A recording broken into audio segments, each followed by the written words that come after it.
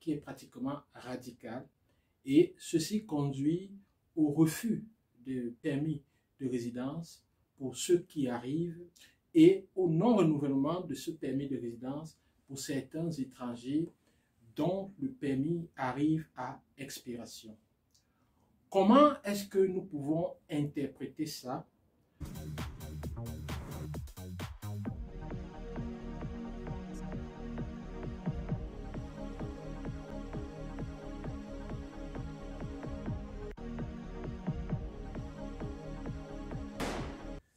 Salut tout le monde, j'espère que vous allez bien, j'espère que tout se passe très bien chez vous. Depuis quelques mois, en Turquie, on assiste à un changement de loi qui est pratiquement radical et ceci conduit au refus de permis de résidence pour ceux qui arrivent et au non-renouvellement de ce permis de résidence pour certains étrangers dont le permis arrive à expiration. Comment est-ce que nous pouvons interpréter ça? Pourquoi cette situation se pose et pourquoi maintenant? Vous êtes sans ignorer que la Turquie connaît une inflation grandissante qui est combinée à la chute brutale de la monnaie turque, c'est-à-dire la lire turque. En plus de cela, dernièrement, en février, il y a la guerre en Ukraine qui a éclaté. Tout ceci fait en sorte que les conditions de vie dans le pays deviennent de plus en plus difficiles. Il y a plusieurs années, exactement en 2011, un conflit terrible éclatait chez le voisin syrien et plusieurs Syriens se retrouvaient ainsi en Turquie pour se réfugier, ce qui était une très bonne chose et ils ont été aidés grandement par le peuple turc très accueillant et qui a donné plein de facilités aux réfugiés syriens. La législation pour les permis de résidence devient de plus en plus compliquée. Il n'est pas impossible d'obtenir un visa pour la Turquie, mais ce qui est plus compliqué, c'est d'obtenir la résidence pour pouvoir rester légalement en Turquie. Et bien sûr, ce qui ne se passait pas avant, il y a des contrôles réguliers sur les étrangers pour savoir s'ils sont en situation régulière ou non.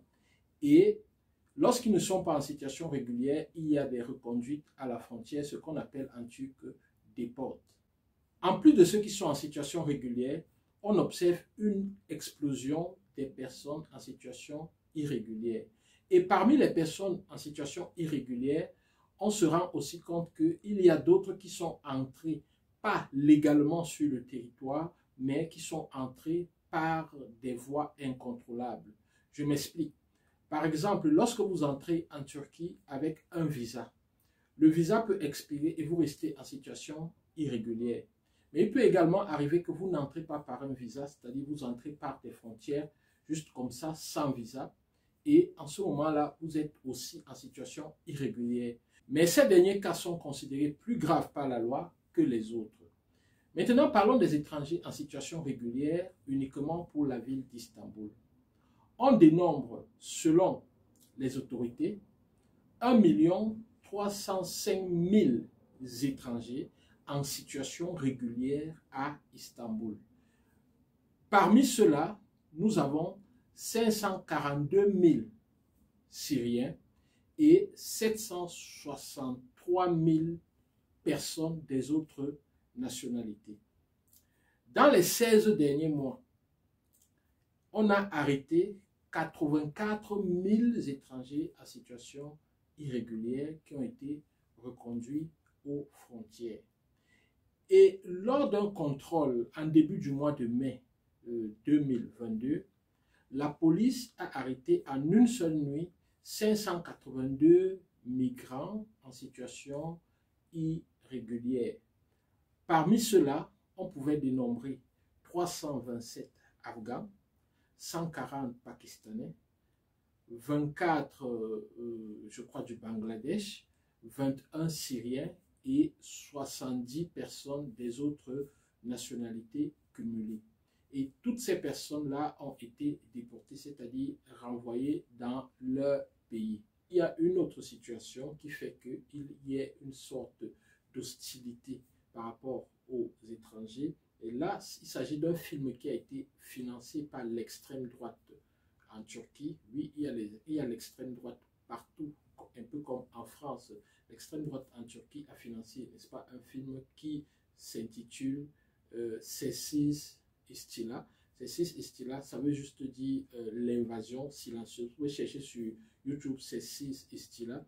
Ça relate un peu, ça essaye de projeter la société d'ici une trentaine d'années, et là-dedans, ils essayent de dire qu'en fait, ils seront envahis totalement par leurs voisins, et que même les nationaux n'auront plus droit de citer dans leur propre pays. Et cela renforce davantage le sentiment anti-étranger, anti-syrien beaucoup plus dans la population. La productrice de ce film a justement été arrêtée une fois que le film est sorti, pour être relâché un peu plus tard. C'est donc la situation que vit la Turquie actuellement, et qui pourrait peut-être expliquer le fait que les permis de résidence soient difficiles à obtenir, et le fait que au niveau des visas aussi, on puisse avoir vissé légèrement. Comment se prémunir de cette situation? Qu'est-ce qu'on peut faire pour ne pas tomber sous le coup de ce durcissement de la loi qui pourrait peut-être changer avec le temps, mais pour l'instant, c'est comme cela. Pour répondre à cette question, je vais donner juste quelques pistes que vous pourrez exploiter en fonction de votre situation. Actuellement, la meilleure situation avec laquelle on peut s'établir en Turquie, du moins la plus simple, c'est d'être inscrit dans une université. Mais attention, si vous vous inscrivez dans une université et que vous êtes étudiant, vous serez obligé de suivre les cours. Parce que si vous ne suivez pas les cours, il est possible qu'on annule votre permis de résidence. La deuxième situation, c'est d'être marié à un Turc ou alors à une Turque. Une autre situation aussi, c'est d'avoir un enfant de nationalité turque, c'est-à-dire d'être parent d'un enfant de nationalité turque. Une autre situation qui, elle, est un peu plus complexe, c'est d'acheter une maison. Et même là, les prix des maisons et les conditions pour obtenir la résidence, parce qu'on a acheté une maison, ont également changé ces derniers temps. Il faudrait désormais acheter une maison dans les grandes villes. Par exemple, si vous achetez une maison à Istanbul, Ankara, à Izmir ou à Bursa, c'est-à-dire les grandes villes, il faudrait que la maison ait une valeur, je pense, de 70 000 $, et dans les petites villes de 50 ou 55 000 $, ce qui n'était pas le cas avant, là, pour avoir la résidence. Maintenant, la grande question qu'on devrait se poser, c'est est-ce que c'est nécessaire de faire tout cela juste pour résider en Turquie? Qu'est-ce que je gagne en résidant en Turquie plutôt que dans un autre pays? C'est à chacun de trouver la réponse. Moi, mon avis là-dessus, c'est que s'il faut payer tout ce prix, s'il faut faire tous ces efforts pour résider légalement en Turquie, je pense qu'on gagnerait plus à venir juste de temps en temps faire son business et à repartir suivre ses affaires ailleurs. Parce que justement, la Turquie, je la vois un peu comme une roue qui tourne. Et lorsque la roue tourne, lorsqu'on se trouve dans la roue, on ne profite pas très bien du mouvement de la roue. Par contre, lorsqu'on sort de temps en temps, on profite grandement du mouvement de la roue. Je vais m'arrêter en disant, en donnant un conseil à ceux dont les permis de résidence ont été refusés ou alors qui ont obtenu des refus de renouvellement de leur permis de résidence. Généralement, lorsque cela arrive, on vous demande de faire un dilectje, c'est-à-dire une sorte de requête pour demander des explications. Mais l'expérience a montré que ces requêtes-là aboutissent très peu. Très peu. Sinon, la probabilité d'aboutissement de ces requêtes est presque nulle, sauf des cas exceptionnels, peut-être d'enfants dont les parents sont là. Bref, il y a des cas vraiment extrêmes où cette requête peut peut-être aboutir. Alors, soit vous vous résignez à rester là sans permis de résidence, soit vous repartez d'abord dans votre pays, question de revenir plus tard avec un visa et peut-être de retenter votre chance. Je sais que ce n'est pas évident parce que ça demande énormément de moyens financiers, mais c'est un choix que vous devez faire. Restez là sans résidence en prenant le risque que lors d'un rafle de la police, on constate que vous n'avez pas de résidence et qu'on vous renvoie dans votre pays, ou alors dépenser et repartir dans son pays. Le tout, ça dépend des objectifs. Si vous voulez vraiment mon avis, il faudrait vraiment que chacun sache ce qu'il veut, chacun sache quels sont ses objectifs dans la vie.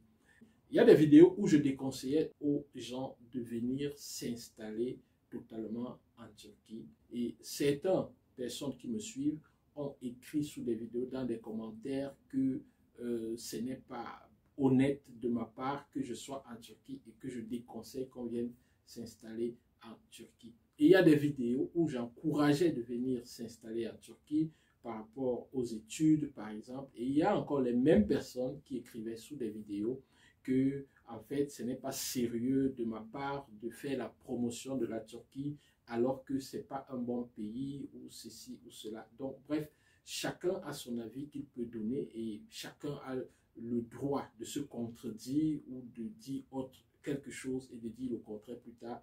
À chacun de voir. Mais toujours est-il que moi, j'essaye d'être cohérent. Ce que je dirais, c'est que moi, j'ai trouvé la Turquie très intéressante. J'ai eu beaucoup de succès ici et généralement, pour ceux qui me connaissent, ils savent que lorsque j'ai du succès quelque part, je cherche à partager ce succès avec mon entourage et c'est ce que je fais avec la Turquie. C'est la raison pour laquelle je partage les astuces sur les business avec la Turquie, sur les études avec la Turquie et en même temps, je partage des expériences sur ma formation que j'ai eue effectivement en Turquie.